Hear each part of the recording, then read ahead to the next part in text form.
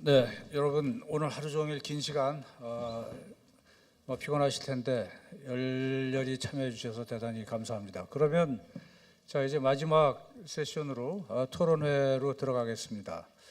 예정 시간은 1시간으로 돼 있는데 아마 토론이라는 건 알 수가 없기 때문에 어디로 튈지 토론은 우선은 지정 패널리스트들께 한 5분 정도씩 시간을 드려서 코멘트 내지는 질문을 하시도록 하고 그 다음에 발제자끼리의 질문, 토론자의 질문 등등을 수용할 수 있도록 하겠습니다. 저희들이 패널리스트들께도 슬라이드를 쓰실 수 있다고 말씀을 드렸더니 한 분께서 준비를 하셨습니다. 우선 편의상 그 슬라이드를 먼저 보시고 그 다음에 토론에 들어가는 것도 좋을 것 같습니다.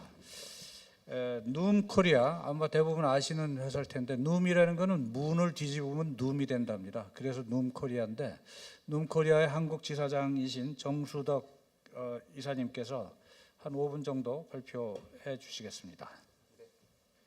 조명을 좀 낮춰 주실까요? 네, 소개 감사합니다, 위원장님. 네, 사실 다른 분들 준비 안 하셨는데 저만 이렇게 준비해서 좀 민망하긴 한데 말씀드리고 싶은 사례들이 좀 있어서 그거 기준으로 빠르게 말씀드리고 넘어가겠습니다. 사실 이제 제가 요청받은 내용은 이제 데이터를 수집하고 그걸 전달하는 데 있어서 이제 민간하고 정부가 어떤 역할을 나눠야 된다고 생각하냐 해서 조금 정리를 해왔고요. 그래서 사실 이제 데이터가 수집이 어떻게 하면 잘 되는가 그 사례 기반으로 좀 말씀드리고자 합니다.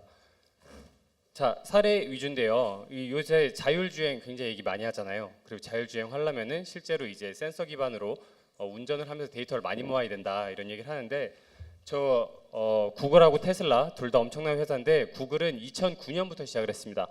2009년부터 데이터를 모으기 시작했고 이제 2014년 돼가지고 야 이제 우리 200만 마일 모았다 이렇게 얘기를 했거든요. 근데 이제 테슬라는 사실 데이터를 2014년부터 모았습니다. 근데 이제 사람들한테 차를 팔기만 하다가 이제 사람들한테 동의를 받고 데이터를 모으기 시작하니까 하루에 100만 마일씩 모이는 거예요. 구글은 저거 200만 마일 모으는데 6년 7년이 걸렸는데 실제 사람들이 모으는 데서 사람들이 알아서 데이터를 주니까 하루에 100만 마일씩 쌓이는 거죠. 그래서 최근 기사를 보면은 구글이 300만 마일 모았다고 되게 축하를 하고 있는데 테슬라는 지금 13억, 20억 이런 단위로 훨씬 큰 단위로 데이터를 모으고 있습니다. 그래서 사용자들이 주는 데이터의 파워를 알 수가 있고요. 자, 다음 사례는 이제 얼마 전에 수족구 유행에 대해서 이제 예측했던 사례인데요. 이거 이제 데이터의 속도에 대해서 좀 말씀드리고자 합니다. 이 수족구가 유행할 것 같다. 여기에 대해서 질병관리본부가 이제 병원에서 데이터를 얻고 나름 클렌징하고 신뢰성을 확보하고 얘기를 하는 한 날짜가 5월 25일이거든요. 근데 열나요라고 이제 소아들 대상으로 열 관리해주는 그런 열 관리하는 방법을 알려주는 그런 서비스가 있습니다. 그 서비스에서 이제 엄마들을 대상으로 아이들의 병이 뭐인지를 수집을 했는데 하다 보니까 이제 저기 있는 초록색 선인 수족구인데 수족구가 빠르게 오르는 걸 실제로 이제 시계열로 파악을 할 수가 있는 거예요. 그래서 이제 사실은 열나요를 아시는 분도 있고 모르는 분도 있을 텐데 사실 다들 아는 서비스가 아니잖아요. 그럼에도 불구하고 질병관리본보다 이틀이나 빠르게 이제 데이터에 대해서 발표를 할 수 있다. 그게 좀 차이가 있겠고요. 자, 저희 눈 같은 경우도 눈도 사실 데이터를 열심히 모아서 저희는 이제 경희의료원에 이상열 교수님이라는 분께서 저희 데이터의 가치를 알아봐 주시고 연구를 좀 해주셨는데 저희는 사실 이제 식생활하고 모바일 이런 앱을 사용하는 게 어떻게 건강에 도움이 되는가를 빅데이터 연구를 했거든요. 근데 이제 사실 실험실 세팅에서 임상 실험으로 모으면은 아시다시피 500명 모으는 것도 쉽지가 않습니다. 근데 눈 같은 경우는 이제 글로벌 이제 1,400만 유저가 쌓여 있고 그중에 이제 특정 조건을 만족하는 유저들을 뽑았더니 한 5만 명. 데이터 클렌징을 하고 났더니 38,000명이나 나오더라고요. 근데 사실 38,000명이라는 숫자는 실험실 안에서만 모아서 나오기 어려운 숫자잖아요. 그래서 이제 사용자들이 직접 주는 데이터가 얼마나 방대한 데이터를 빠르게 모으도록 도와주는가를 보여주는 사례가 되겠습니다. 자, 그래서 요 잘은 안 보이는데 왼쪽에 있는 게 저 빨간 게 스마트폰 보급률이고 이 파란 게 PC 보급률이에요. 2014년 기준으로 스마트폰 보급률이 이미 이제 PC를 넘어섰는데 아시겠지만 뭐 요새 스마트폰은 이제 2000년대 초반에 나오던 PC보다 성능이 좋거든요. 그래서 그거를 쓰면은 사실 데이터는 굉장히 많이 모을 수 있습니다. 근데 관건은 사람들이 거기에 데이터를 어떻게 넣게 하느냐 하는 거거든요. 근데 한국의 병원들이 많은 서비스를 만들었지만 이제 실제로 데이터를 넣는 데 실패를 하고 있습니다. 그래서 실제로 사용성 있는 서비스가 굉장히 중요하겠고요. 자, 그래서 중요한 거는 이런 사용자들의 사용성을 높이는 건 실험을 통해서 계속 반복해서 개선해 나가야 되기 때문에 사실 정부는 지켜야 되는 가이드라인이 있고 속도를 빠르게 내기는 어려운 조직이잖아요. 그래서 속도를 빠르게 내는 거는 민간이 하되 대신에 이런 것들의 위험성을 파악하고 가이드라인을 주고 생태계를 만드는 거는 정부가 해야 되지 않나 이렇게 보고 있고요. 그런 사례로 DPP를 볼 수 있는데 사실 DPP 프로그램이라는 건 미국 CDC가 만들었습니다. 근데 CDC가 이게 효과가 있다라고 하고 그리고 프로그램 가이드라인을 만들고 인증을 해주기 시작하면서 이 오른쪽에 있는 다양한 업체들이 오기 시작했는데 사실 YMCA들도 굉장히 많이 붙었고 뭐 비만 클리닉, 내과 이런 데서 따로 하고 또 저희 같은 모바일 업체들도 이제 붙기 시작한 거예요. 그럼 민간 업체들이 다 핵심 역량이 다르잖아요. 근데 정부가 표준 프로그램을 만들고 이런 걸 써봐 이렇게 하니까 사실 각자 플레이어들이 자기한테 맞는 방식으로 다양한 프로그램을 만드는 거죠. 그리고 여기서도 비슷한데 이제 정부의 역할은 프로그램을 잘 만들고 인증해주고 그리고 생태계를 관리하는 역할, 그리고 민간은 자기가 갖고 있는 역량을 가지고 그걸 잘 가지고 와서 더 좋은 서비스를 만드는 역할, 이렇게 나눌 수 있다고 생각을 합니다. 자, 이제 논문 열심히 해서 그동안 이제 사람들 관리해준 대화 트랜잭션 데이터를 이제 한 550억 건 모았고요. 또 이걸 관련해서 더 큰 사업을 할 수 있도록 하기를 기대해 봅니다. 감사합니다. 네, 고맙습니다, 정수조 이사님. 성의 있게 또 슬라이드를 준비해 주셨기 때문에 상당한 또 혜택을 받으신 것 같은데 또 그 기회를 놓치지 않고 회사 PR도 조금 하신 것 같아요. 네네. 네, 아무튼 감사하고요. 저 패널리스트들을 제가 소개해 올리겠습니다. 우선 보건복지부의 김건은 과장님이십니다. 아까 말씀이 잠깐 있었습니다만 의료정보정책과가 과로 독립을 하는데 산파 역할을 하셨고 이 일에 몇 년 전부터 아주 열정적으로 해오셔서 앞으로 보건복지 분야에서의 의료 정책을 정보에 입각해서 한다는 데 있어서 큰 일을 해주실 것 같습니다. 여러분 박수로 봐주십시오. 네. 다음에 강정화 소비자단체 대표님이십니다. 네, 고맙습니다. 네. 다음에 이동훈 기자님이신데요. 데일리 비전 기자님이십니다. 네. 자, 그러면은 지금 순서대로 우선 패널리스트들께 먼저 기회를 드리겠습니다. 제일 마지막에 소개해드린 이 기자님께서 우선 코멘트도 좋고 질문도 좋고 한 5분 정도 시간을 쓰십시오. 네, 안녕하세요. 오늘 제가 이제 부탁받은 게 언론이 바라보는 어떤 이런 디지털 헬스케어에 대한 어떤 이런 방향 그리고 또 관점에 대해서 이렇게 부탁을 받았는데요. 제가 아무래도 이게 언론을 대표하는 그런 입장은 아니다 보니까 여기에 대한 간략한 어떤 그런 개요와 그리고 또 이제 제 취재 경험을 바탕으로 해서 이렇게 말씀을 좀 드릴까 합니다. 먼저 보면 지금 이제 디지털 헬스케어 같은 경우는 과거 저 FTA 어떤 이런 그 물결이 한점 일었을 때 굉장히 이게 반대가 심했었지만 거대한 그 흐름에 따라서 이제 이게 이루어졌던 것처럼 결국 디지털 헬스케어도 결국은 이제 이게 실현될 것으로 보고 있는데요. 그렇다면 그 시장 자체도 이제 막대하게 열릴 거고요. 이래서 그 전 산업이나 어떤 이런 것에서 많은 쪽에서 이렇게 굉장히 주목을 하고 있는 걸로 알고 있습니다. 하지만 여기서 이제 언론들 같은 경우는 아무래도 크게 이게 세 가지 정도를 이렇게 검증을 하고 또 이렇게 나서지 않을까라는 생각이 들어요. 그게 뭐냐면 이제 가장 이제 민감할 수 있는 이제 개인정보 같은 경우는 제가 이제 그 초등학생 그 어머니들을 좀 대상으로 해서 좀 취재를 했었어요. 근데 그때 그 초등학생 그 어머니들한테 이렇게 얘기를 했더니 그때 이런 말씀들을 많이 들었어요.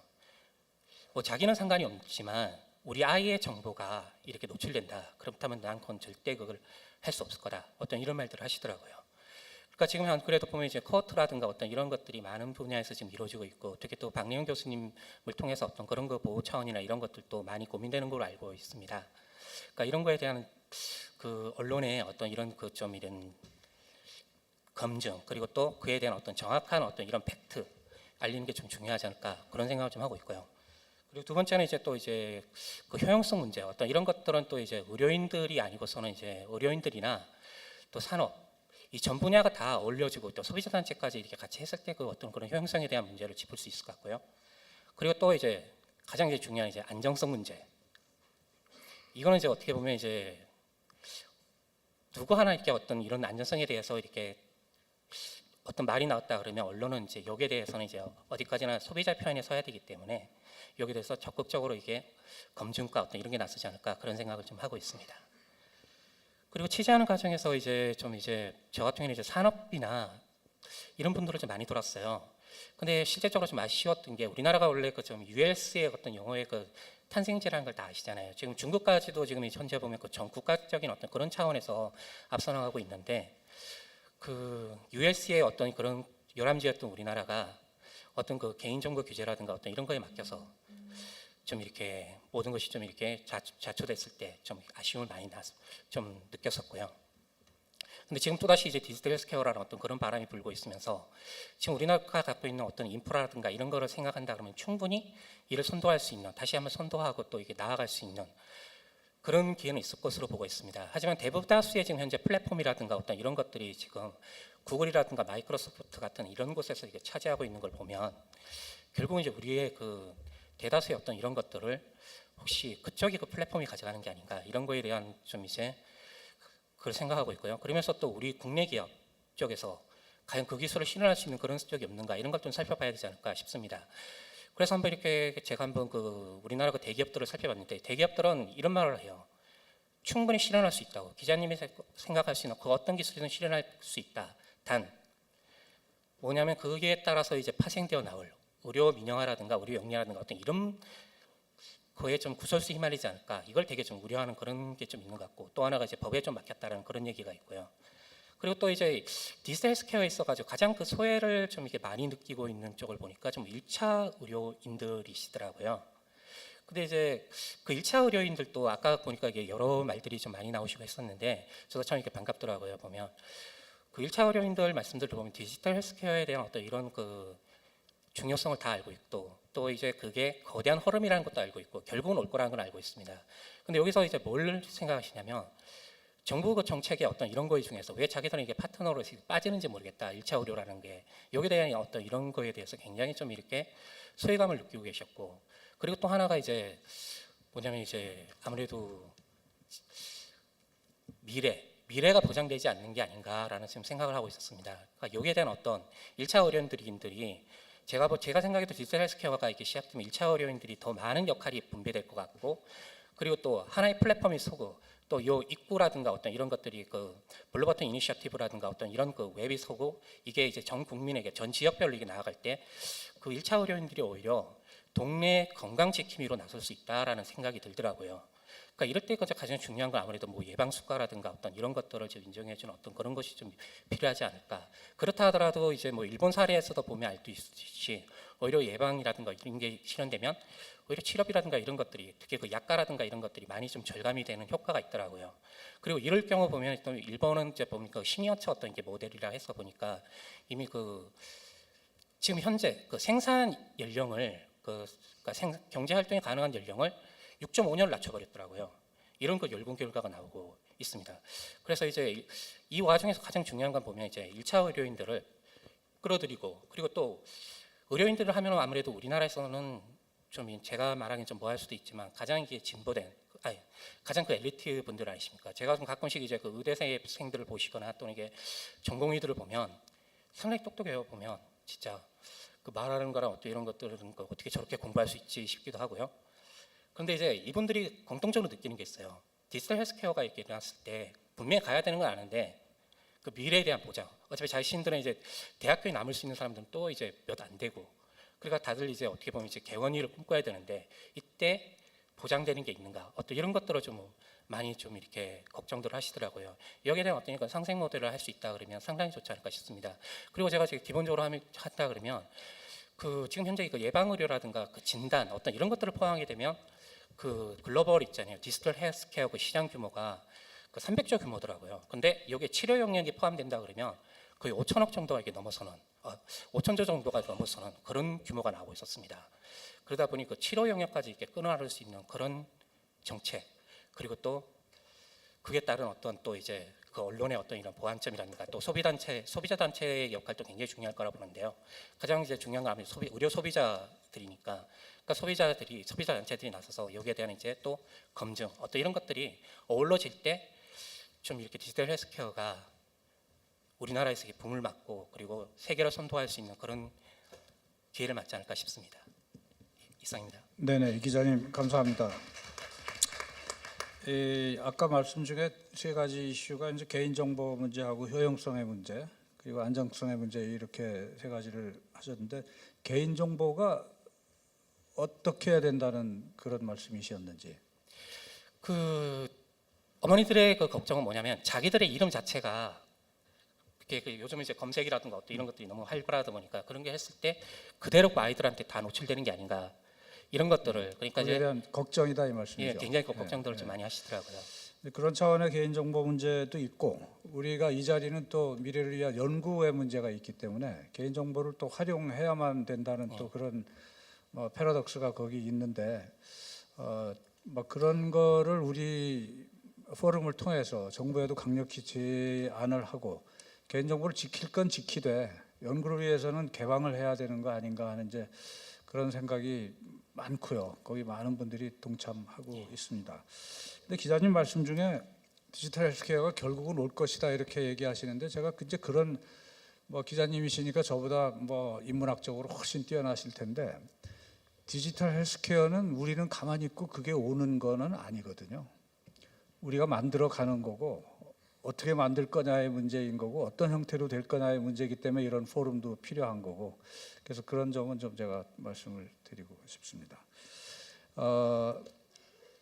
우선은 한 분씩 완탄을 하겠습니다.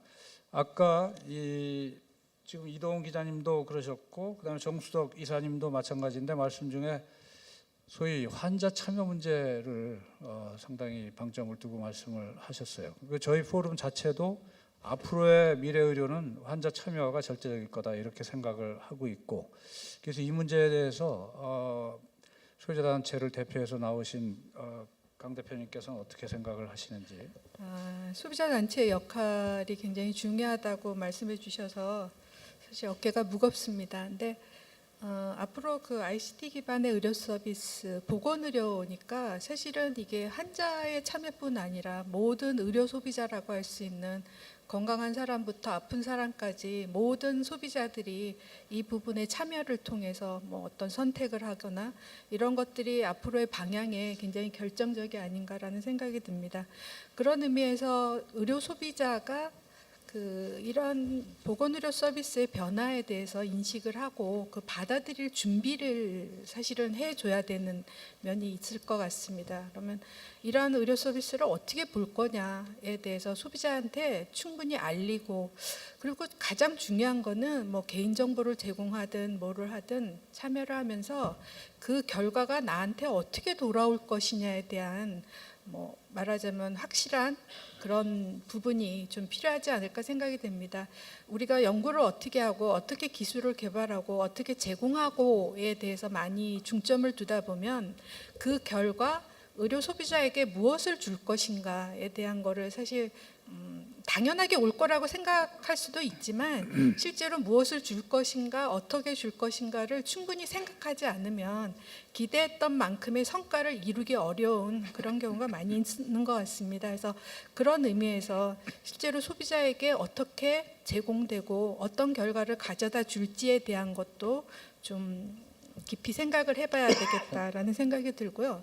결국은 지금 소비자 문제에 있어서 그 사회가 급격하게 변하면서 사실 디지털 사회에서 소비자 문제를 해결하기 위해서 뭐가 중요한가에 대한 논의가 많이 있습니다. 그래서 결국 이런 분야에서도 그 부분이 가장 중요하지 않을까 생각이 돼서 저희가 생각하고 있는 몇 가지 주안점에 대해서 말씀을 드리겠습니다. 우선은 접근성을 얘기를 하는데요. 뭐 이게 사실 온라인 기반에서 아니면 ICT 기술 또 스마트폰 이런 기반에서 제공되는 경우가 대부분이다 보니까 결국은 모든 국민이 접근성을 향상시킬 수 있는 방안도 같이 검토를 해야 될 거라고 생각이 됩니다. 스마트폰으로 제공되는 게 아주 일반적으로 우리가 다 갖고 있다고 생각을 하지만 결국 고령자들이나 뭐 어떤 일정 취약계층의 부분에 있어서는 또 소외되기 쉬운 그런 결과를 가져올 수 있기 때문에 접근성을 높이는 방안도 한번 강구를 해야 될 것 같고요. 그러면 결국 비용의 문제도 있고 이걸 공적 보험의 체계 안에 어떻게 들어오게 만들 것인지 뭐 이런 부분들이 사실 접근성과 관련된 부분이라고 생각을 하고 더불어서 취약계층이나 어떤 장애를 가진 어떤 특별한 계층들에 대한 문제들도 한번 고려를 해야 될 부분이라고 생각합니다. 그리고 안전이나 개인정보에 대해서는 뭐 앞에서도 강조를 하셨지만 개인정보라는 게 사실 본인의 선택에 의해서 우리나라에서 가장 개인정보의 기본은 동의 여부죠. 내가 이 정보를 제공할 거냐에 대한 건데 그런 부분이 이제 동의를 받는 절차나 이런 과정에 있어서 투명성, 그 동의의 결과가 어떻게 활용되고 어떻게 이용될 거고 그 결과는 어떤 거에 쓰일 건지 뭐 이런 부분들에 대해서 투명한 절차나 투명한 방식으로 이루어지는 것이 앞으로 개인정보를 활용하고 동의를 받는데 굉장히 중요한 문제라고 생각이 됩니다. 그리고 개인정보 이슈와 관련해서는 사실 보안의 문제가 사이버 보안이나 이런 부분들 제공된 정보들을 관리하면서 그 정보를 활용할 때 전체적으로 보안을 어떻게 할 거냐가 굉장히 중요한 문제가 되는데요. 사실 보안이 뚫리거나 개인정보가 제대로 활용되지 못한 사례들을 우리 소비자들이 이미 많은 경험을 했습니다. 한국 사회에서는. 그러니까 개인정보 하면 무조건 거기에 대해서 좀 이렇게 부정적인 시각을 갖는 것도 지금 어쩔 수 없는 환경인 것 같은데요. 그런 문제들을 좀 더 깊게 연구를 해봐야 되지 않을까라는 생각이 들고 결국은 소비자들이 이러한 선택을 통해서 아니면 참여를 통해서 하려고 하면 이러한 ICT 기반의 보건의료 서비스들이 어떤 사회적인 또 경제적인 결과에 대해서 알 수 있도록 교육이나 정보 제공을 활발히 해야 된다라는 것을 말씀드릴 수 있겠습니다. 그리고 또 하나는 사실 소비자에게 이런 것들이 이제 경제적인 이익을 소비자가 지불하는 어떤 대가가 있고 돈을 지불하게 되는데 그런 돈의 가치를 높일 수 있는 유용성의 문제 이런 것도 사실 소비자들이 굉장히 큰 관심을 가지지 않을 수 없는 그런 문제이기 때문에 아까 이제 발표에서도 나왔지만 유효성 검증을 어떻게 할 것이냐, 정말 이 서비스가 유용한가에 대한 판단을 누가 어떻게 해줄 거냐 이런 부분들에 대한 것들이 사실 이제 굉장히 소비자들이 우려하는 부분 중에 하나라고 생각이 됩니다.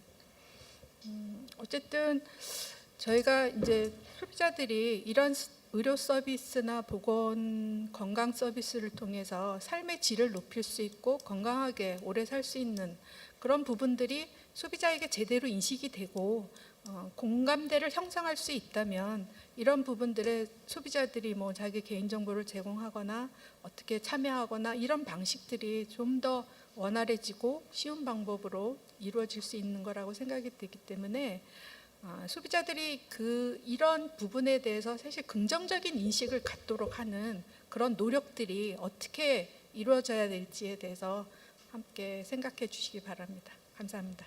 네, 감사합니다.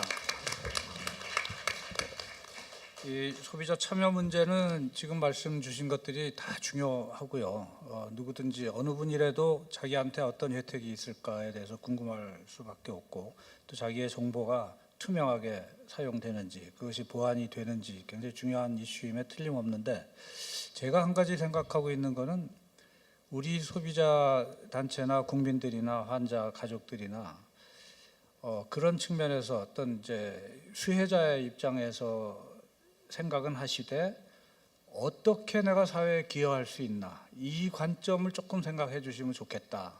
이제 그게 무슨 말씀인가 하면 예를 들어서 코어트를 구축하든 무슨 캠페인을 하든 소비자의 하나, 두 분, 세 분, 100분, 만 분들의 성의 있는 참여가 그것이 결국은 가장 중요한 이슈거든요.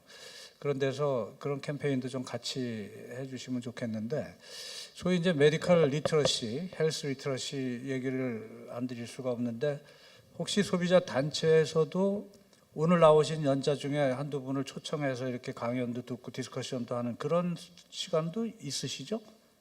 예, 저희가 네. 사실 이제 소비자 운동을 하면서 소비자 문제를 얘기할 때 소비자 권리도 얘기하지만 소비자 책임도 네. 많이 하죠. 그러니까 그렇습니다. 지속 가능한 사회를 만들기 위해서 소비자가 어떻게 참여하고 어떻게 역할을 할 거냐에 네, 대한 네. 부분들이 많이 있는데 사실 그런 문제들을 소비자한테 설득할 때는 뭐 이 부분이 아니라 사회 전반적인 환경 같은 게 굉장히 중요한 것 같아요. 그러니까 네, 저희가 그런 것들을 신뢰 바탕에서 정말 내가 제공하는 여러 가지 것들이 제대로 활용되고 그 결과가 사회적으로 굉장히 유용하게 활용될 것이고 우리를 위해서 굉장히 좋은 서비스가 될 거라는 사실 그런 어떻게 되면 공감대 같은 것들을 형성할 수 있는 그런 노력들은 아주 사회 전반적으로 일어나야 되지 네, 않을까 생각이 네. 됩니다.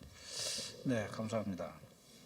자, 이제 패널리스트 중에는 제일 마지막으로 김건웅 과장님을 모시겠습니다. 아무 말씀이나 평소에 생각하시던 거를 해주십시오. 제가 주문을 드리면 너무 어려워질 것 같아서. 네, 감사합니다. 우선 저기 위원장님께서 이렇게 소개를 해주셨는데 어깨가 많이 무겁고 오늘 여러 포럼 분과별로 발표를 많이 해주셨습니다. 전달 체계, 예방 건강관리 맞춤 의료, 정보 교류, 개방, 공유에 대해서 말씀해 주셨는데 각 포럼 분과별로 내용을 들으면서 많은 정책적 임플리케이션을 얻을 수 있었고 또 말씀 중에 여러 가지 정부의 역할, 그다음 인간의 역할에 대해서도 많은 말씀해 주셔서 저희들도 좀 더 이제 정책적 노력을 더 해야겠다라는 생각을 하게 됐습니다. 우선 앞으로 저희들이 조금 해야 될 부분들에 대해서 아직 구체적이진 않지만 세 가지 방향에 대해서 우선 좀 말씀드리겠습니다. 첫 번째는 법령이나 제도 같은 아마 정책 기반을 다지는 노력을 해야 될 것 같습니다. 예를 들어서 이제 진료정보 교류 같은 경우에 저희가 거의 이제 10년 정도 기간이 걸려서 작년 말에 법이 이제 통과가 됐습니다. 그리고 이제 올해 2월에 세부적인 시행령, 시행규칙이 공포가 된 바 있습니다. 그래서 이제 저희들이 진료정보 교류에 대해서 그 이후에 좀 이제 구체화하고 확산하는 노력들을 하고 있는데 이 이외에 예를 들어서 의료 정보를 통해서 여러 가지 관련 서비스가 개발이 되거나 아니면은 좀 더 환자 중심의 의료 서비스 질을 높이고 그런 여러 가지 것들이 나오는 데 있어서 혹시 이제 걸림돌이 되거나 아니면은 적절하게 이제 너무 이제 과도한 규제가 되는 것들은 저희들이 계속 발굴을 해서 계속 개선해 나가는 노력들을 하겠습니다. 굉장히 촉진하는 노력들은 중요하긴 한데 이 와중에 말씀하셨던 것처럼 리스크 관리도 굉장히 중요합니다. 저희들이 아마 그런 부분에 대해서 저희뿐만 아니라 관계부처들이 같이 협업해서 노력을 해야 되는데 개인정보 보호에 대한 문제, 식별을 어떻게 해야 되는지, 식별 정보에 대한 문제, 그리고 보안에 대한 문제가 있는데 예를 들어서 특히 이제 ICT 활용한 기기 같은 경우에 저희가 이제 관련 식약처라든지 같이 협업을 해서 보안에 대해서 기준을 어떻게 설정할 것인지 뭐 이런 문제들도 같이 만들어 나가고 환자 안전에 대한 가이드라인도 좀 검토를 하겠습니다. 그리고 또 하나가 중요한 게 표준화 문제입니다. 앞서서도 표준화에 대해서 말씀을 해주셨는데 현재 표준화위원회가 구성이 돼서 11개 분과에 계속 이제 논의는 되고 있습니다. 그래서 임상용어라든지 서식, 진단, 의료행위, 방사선의학 여러 분야에 대해서 표준을 만들고 있습니다.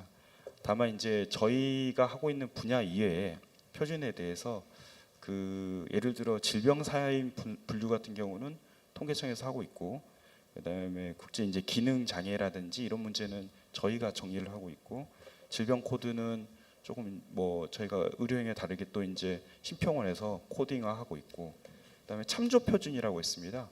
이제 레퍼런스 스탠다드로 해서 이거는 일종의 지수 개발하는 것들 여러 가지들이 있긴 한데 이거는 또 이제 기술 표준원 이렇게 좀 나눠져 있습니다.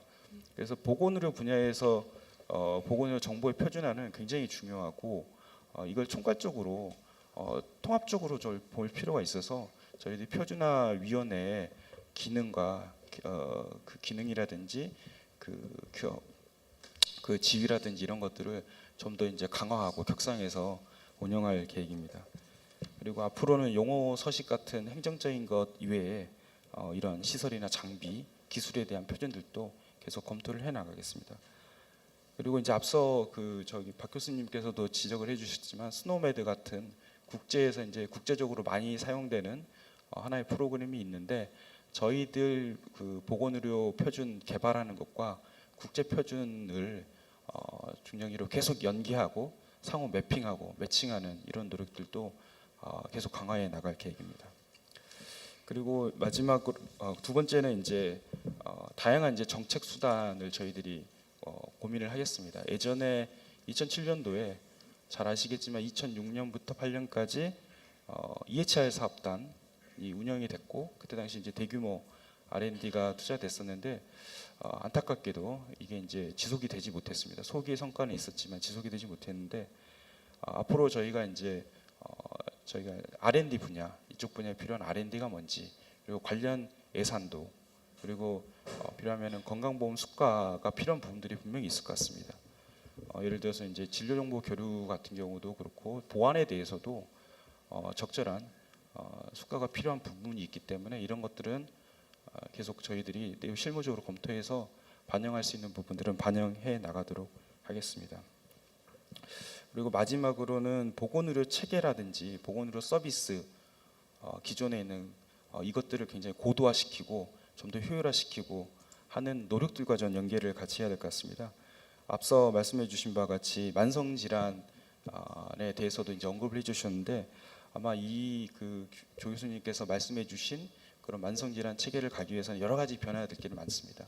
1차 의료 역할이라든지 지역 사회에서 교육이라든지 아니면 지역 사회 자원들을 어떻게 활용할 건지에 대해서도 여러 가지 이제 저희들이 인프라를 바뀔 부분도 있고 물론 이제 수가 체계도 바뀌어야 될 것입니다. 그래서 여기에 대한 필요한 모델도 개발하고 수가 체계도 거기에 맞게 바꾸는 노력을 하겠습니다. 그리고 그 재활이나 치매 등 이제 기존에 있는 여러 서비스들과 관련해서 저희가 지금 준비하고 있는 게 보건의료 서비스 R&D라고 있습니다. 그래서 그 R&D라는 게 단순히 장비, 기기만 개발하는 게 아니라 서비스에 대해서 서비스에도 투자를 해서 서비스를 고도화하고 이를 통해서 전반적으로 퀄리티가 올라갈 수 있도록 하는 R&D가 있는데 저희들이 이거를 지금 실무적으로 준비를 하고 있습니다. 그래서 이것도 이제 점차적으로 저희들이 계속 대폭 확대해 나갈 계획이라는 말씀을 드리고요. 그리고 이제 마지막으로 오늘 주신 말씀들 그리고 아마 보건의료 포럼 미래 보건의료 포럼에서 앞으로 계속 논의를 하시면서 저희들도 계속 보면서 그런 것들 참여하고 보면서 그런 것들을 전반적으로 반영해서 저희들이 이제 정책 수단화할 수 있는 부분들을 같이 묶어서 중장기 계획을 만들어 나가도록 하겠습니다. 그래서 전략도 세우고 관련 투자 계획 굉장히 이제 그 R&D라든지 뭐 여러 가지 예산들도 소요가 되기 때문에 그런 투자 계획들을 포함한 중장기 계획을 앞으로 세워서 지원할 계획이라는 말씀을 드리겠습니다. 감사합니다. 네, 고맙습니다.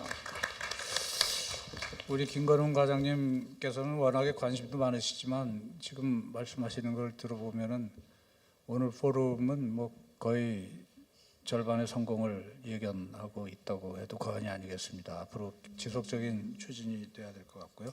오늘 그렇지 않아도 제기됐던 몇 가지 문제점을 아주 잘 정리하셔서 답변을 주셨고, 물론 이제 뭐 이런 것들이 실현되려면 복지부는 물론이고 국회라든가 사회 전반적인 합의가 필요할 거고, 그러나 의료 현장에 있는 이 뭐 연구자들이나 임상 의사들이 생각하는 그런 미래는 좀 급하고 정책은 좀 늦고 더군다나 법제도는 더 늦고 이런 것들이 좀 문제가 있어서 그런 데 있어서 우리가 다 힘을 합해야 될 것 같습니다. 자, 이제 다 발제도 끝났고요. 이 패널리스트들도 의견을 1차 말씀을 주셨는데 플로어에서 몇 분 모시겠습니다. 질문도 좋고 본인의 의견도 좋고 받겠습니다. 네. 시작에 김성수 교수님이시고 저희 포럼 위원회 위원이시기도 합니다. 예. 본인 소개 좀 간단히 해주시죠. 연세대 김성수입니다. 그리고 의료정보실장을 했고 그리고 지금 현재도 그 진료정보 교류 네트워크 표준 진료정보 교류 사업을 추진을 하고 있고요.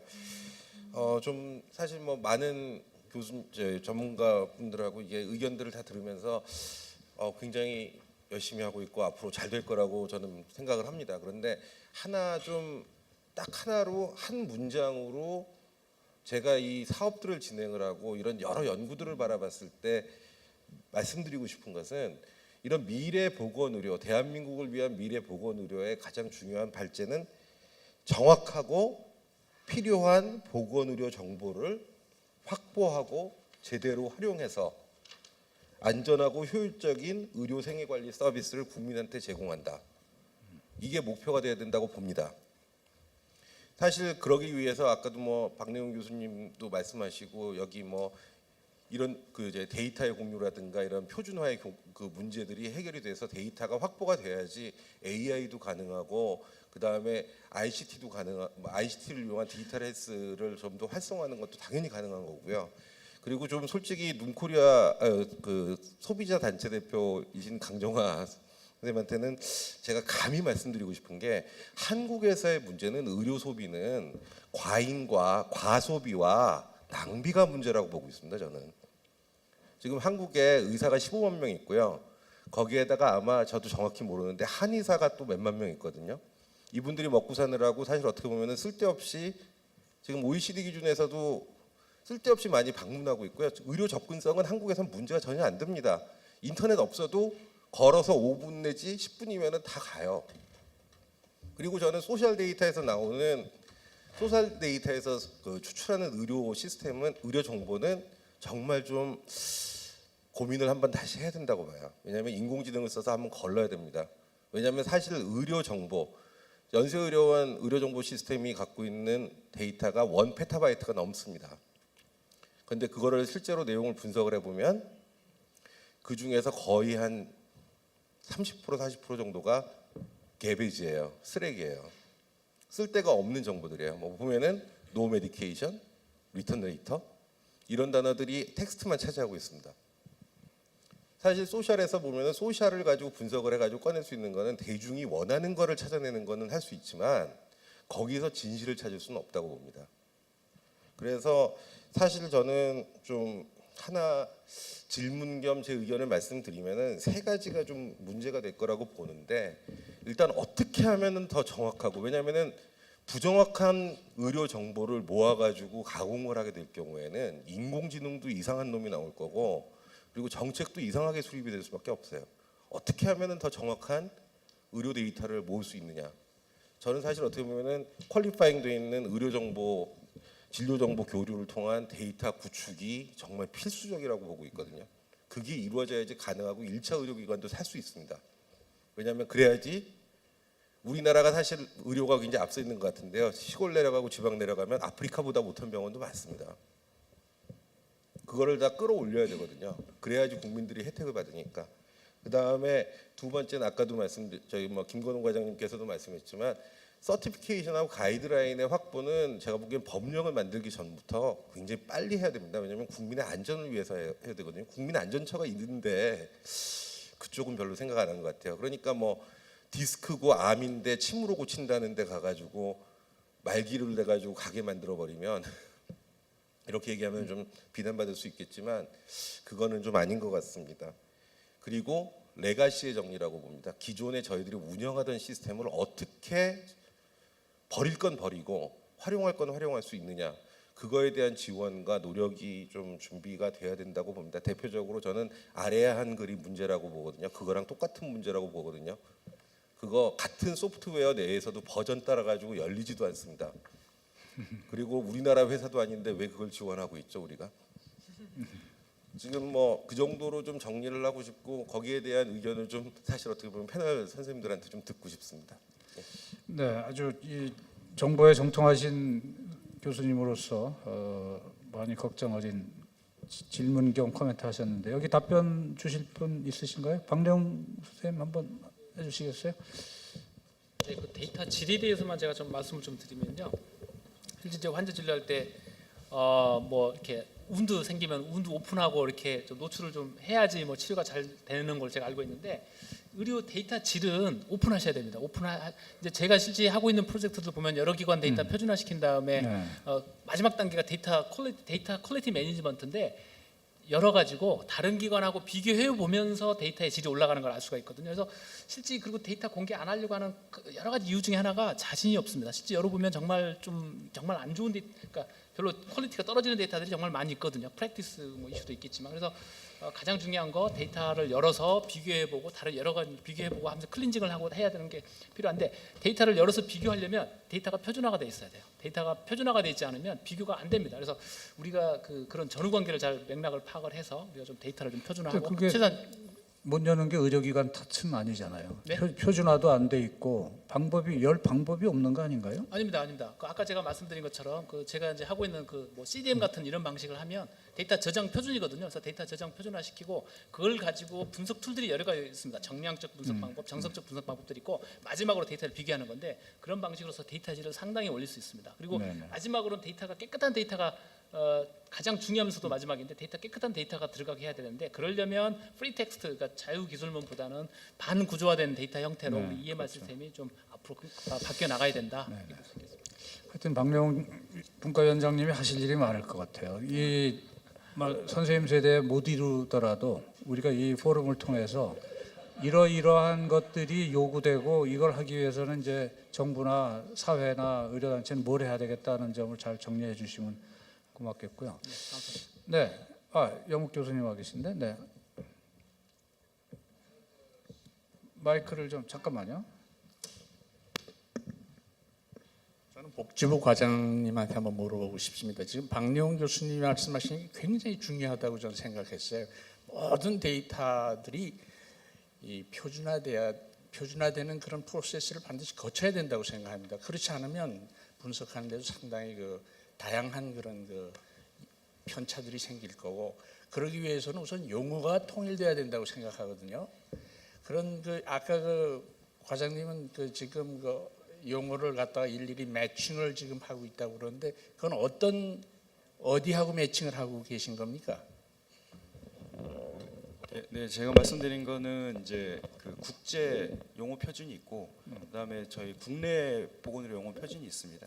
그게 이제 좀 다른데 그거를 이제 연계시켜서 계속 정합성을 가져가는 방향으로 하겠다라는 말씀을 드립니다. 근데 그게 얼마나 시간이 걸릴지 과장님 한번 생각해 보셨습니까? 이게 매칭을 한다는 게 어마어마하게 어려운 작업입니다. 그래서 저는 이런 걸 좀 생각해 보고 싶어요. 이 모든 기본에는 용어 표준화가 가장 중요합니다. 그리고 그 베이스 위에서 지금 우리가 갖고 있는 IT 기술들을 갖다가 활용을 해야 되는 거거든요. 그래서 저는 복지부가 이런 면에서는 좀 이니셔티브를 가지고 이런 문제에 대해서는 좀 강력하게 그 이외에도 많은 부분들을 갖다가 정책적으로 좀 보조해 줘야 할 또 이렇게 선도해야 할 그런 책임이 있지만은 이런 문제에서 대단히 좀 시급하다고 생각합니다. 저는. 네, 감사합니다. 아까 김건웅 과장께서는 표준화위원회까지 구성이 돼 있고 용어뿐만 아니라 시설, 서비스까지 표준화하겠다고 의욕을 보이셨으니까 조금 저희도 도와드리고 기다려 보고요. 네, 시간이 많이 돼서 이제는 조금 네, 간단히 말씀드리겠습니다. 네. 저는 성균관대학교 소속이면서 현재 산업통상자원부의 스마트헬스 분야 국가표준 코디네이터를 맡고 있습니다. 표준화가 너무나 중요하고 이제 지금 오늘 그 중에서도 이제 영어 표준이 상당히 중요한 이슈가 되고 있는데 우리가 제도의 역사성을 좀 부인하기는 어려울 것 같습니다. 사실 아까 2차 사업단 얘기가 잠깐 나왔었는데 그때 당시는 용어를 표준화하겠다고 하는 노력에 대해서 이해관계자 그룹에서 반대를 했었습니다. 왜 표준화하냐? 이제 그런 어떤 사회적 합의가 도출되는데 많은 시간이 걸렸습니다. 그리고 이제 스노맨시티나 로잉크나 국제적으로 호환되는 표준 용어가 있긴 하지만 또 우리나라에서 의료진들이 사용하는 터미널로지, 인터페이스 터미널로지를 다 포괄하고 있지도 못합니다. 아까 박현우 교수님 잘 발표해 주셨는데 왜 내셔널 익스텐션 버전이 있냐 하면 결국은 그 나라에서 쓰는 터미널로지가 스노맨시티에 없기 때문입니다.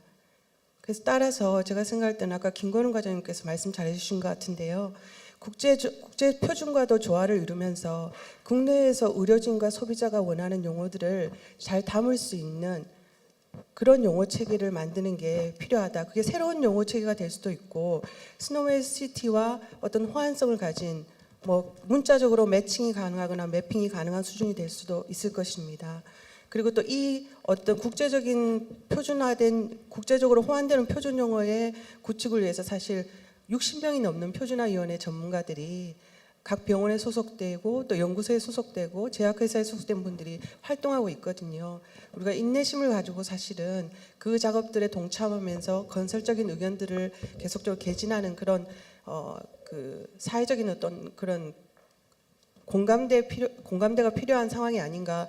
왜 국제적으로 표준 용어가 있는데 그걸 안 쓰냐 이렇게 하기보다는 우리가 왜 현재까지 그런 노력들이 우리나라에서 채택이 안 되고 또 우리 자체적으로 만들어야 됐었는가 여기에 대한 충분한 이해가 먼저 필요한 것 같습니다. 이상으로 말씀 마치겠습니다. 네네. 뭐 거의 일선에서 뛰고 계신 입장에서 애로점이나 문제점을 아주 잘 지적해 주셨습니다. 네, 한 말씀 하시겠습니까? 네. 좀 간단히 요약해 주시면 좋겠습니다. 시간이 많이 돼서. 네.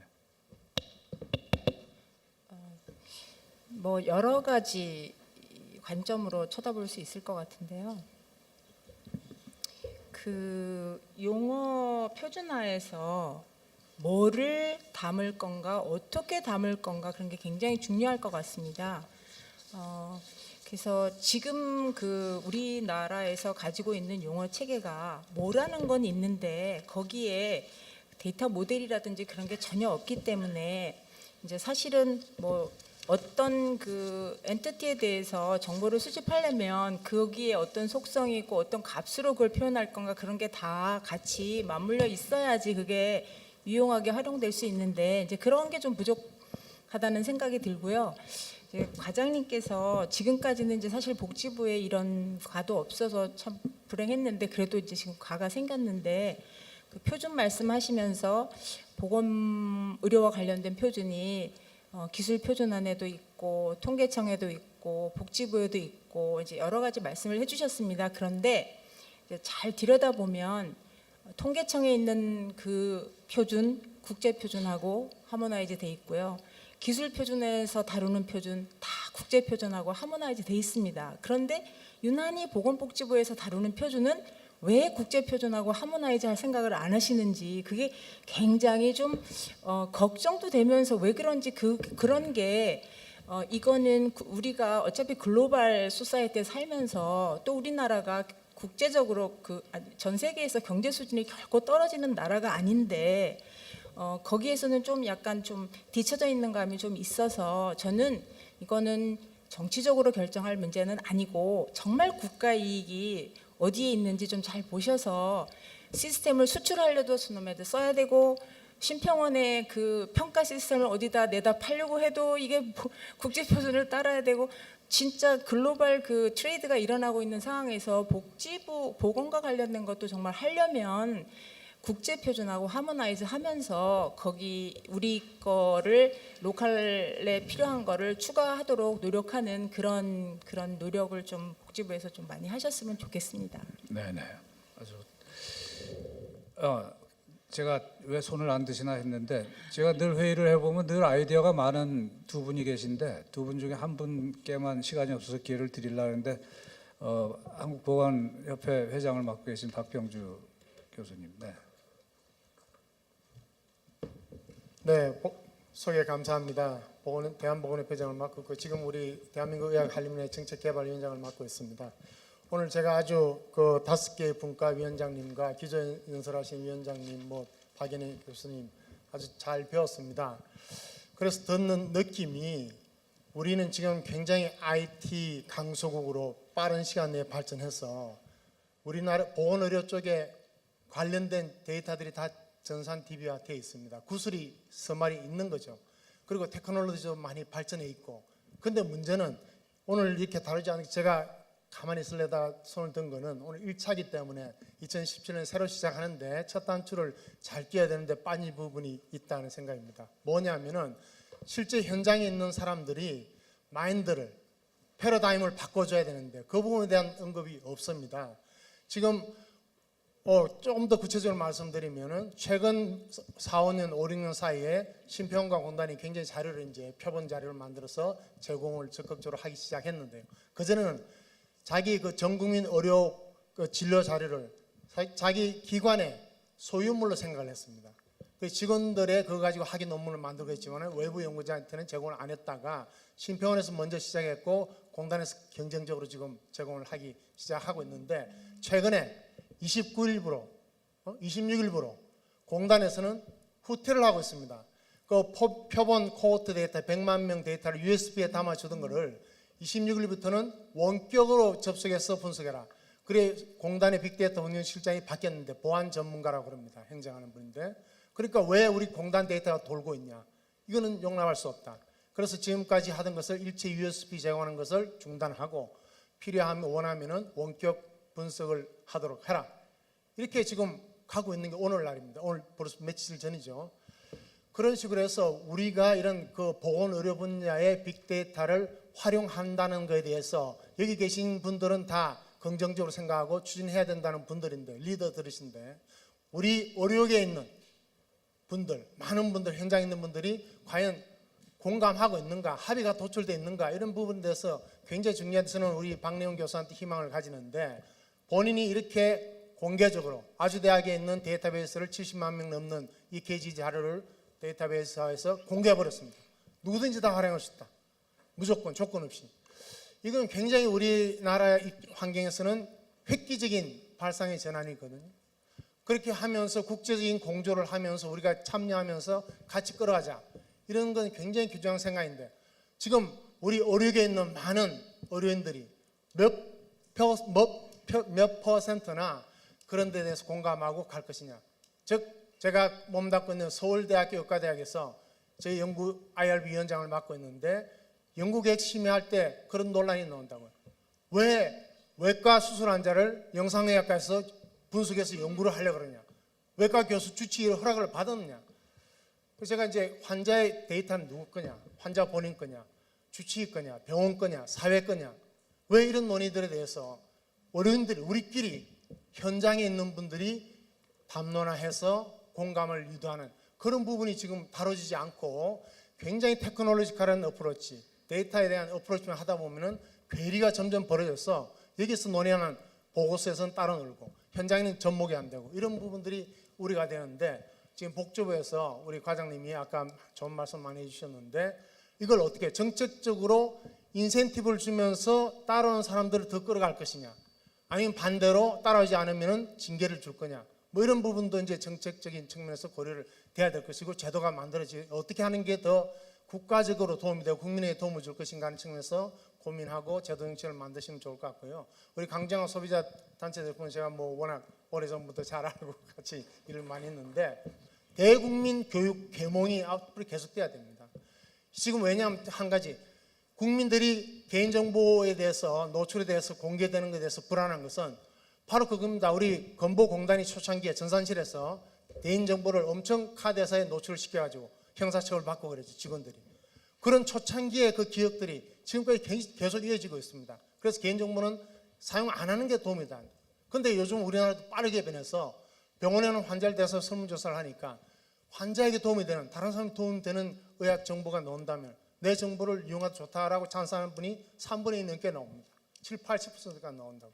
그 국민들은 앞서가고 있다고 벌써. 그런데 그걸 핑계를 국민을 빙자해가지고 정보를 이용하지 못하게 하는 정치권이라든지 또는 일부 병원의 임원진들, 병원장들이 우리 병원 정보는 이용하지 못한다. 이렇게 막아버리면 지금 네카가 있지 않습니까? 네카의 2013년에 법 개정을 통해서 각 기관의 정보를 다 받아서 연계할 수 있도록까지 법이 앞서 바뀌었지 않습니까? 그런데 그런 때도 기관에서 국가나 공공기관이 아닌 경우에는 기관장이 못 준다고 못 받는 거죠. 그래서 그런 부분들이 우리가 제도적인 개선, 법률의 개정 이런 것들이 앞으로 계속 나아가야 될 텐데 저는 이제 요약하면요. 이 보건의료 분야의 데이터를 누가 아까 제공할 것이며 사용할 것이냐 다 의료인들입니다. 보건의료인들. 이런 사람들의 어떤 마인드를 바꾸기 위해서 학생 때부터 교육을 시켜서 그런 마인드를 갖게 하는 것도 필요하고 그 다음에 그 면허를 가진 의료인들은 보수교육 통해서 계속적인 그런 그 교육을 필요할 것이고 대국민 홍보 지속하고요. 그다음에 이제 테크놀로지가 발전하는 걸 어떻게 반영하는데 여러 가지 걸림돌이 있는 것을 어떻게 개선할 건지를 우리 보건복지부의 김건웅 과장님이 잘 좀 개선해 주시고 하면은 앞으로 큰 도움이 될 것 같습니다. 네네, 박병주 회장님 감사합니다. 이 말씀에 대해서 뭐 특별히 답을 들으시려고 하신 건 아닐 거로 제가 이해를 하고요. 이종구 선생님 와 계신데 뭐 질병관리본부장도 역임하셨고 늘 회의를 하다 보면 아이디어가 아주 정말 대단하신데 간단히 한 말씀 코멘트해 주십시오. 예, 저는 그 테크놀로지가 발전할수록 사회적 격차가 자꾸만 이제 커지는데 아까 소비자 대표 하신 분이 얘기를 하셨는데 그런 국민들한테 이런 하이 테크놀로지의 격차를 줄여줄 수 있는 게 아마 정부에서 해야 될 역할 중에 하나일까. 예를 들어서 이제 저희들 같이 퍼블릭 헬스에 오리엔테이션이 된 사람일수록 그 퍼블릭 마인드 이제 포퓰레이션 베이스의 일을 하게 되는데 이 일 자체는 포퓰레이션 베이스 일은 사실은 아니거든요. 그렇지만은 테크놀로지의 접근성을 높여주는 것이 정부의 기본적인 할 일이기 때문에 그런데 관심을 많이 가지고 있어야 되지 않을까 그렇게 해서 한마디 했습니다. 예. 네네, 감사합니다. 김진 교수님 뭐 코멘트 있으시면 한 말씀 주시고요. 아, 네네.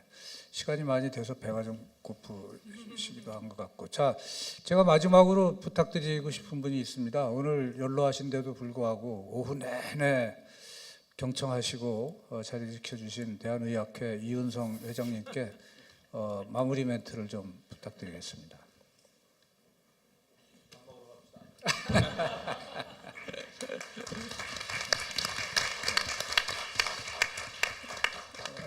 네, 대단히 감사합니다.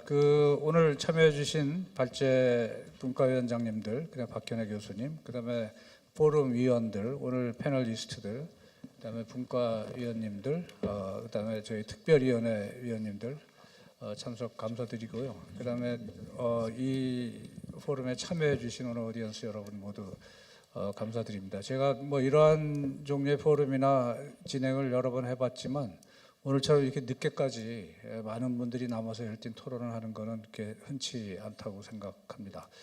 김건웅 과장님은 참 좋으시겠습니다. 이런 열띤 응원을 등에 업고 이제 일을 추진하시게 됐습니다. 자, 그럼 이것으로 오늘 세션을 전부 마치겠습니다. 안내 멘트가 있을 것 같습니다. 네, 감사합니다.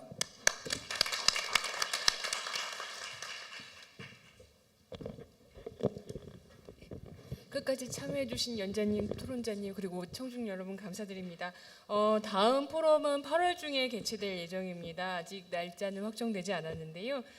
저희가 날짜랑 장소 확정해서 한국보건의료연구원 홈페이지랑 DM 발송으로 이제 메일로 송부해드리도록 하겠습니다. 그러면 살펴서 가십시오. 감사합니다.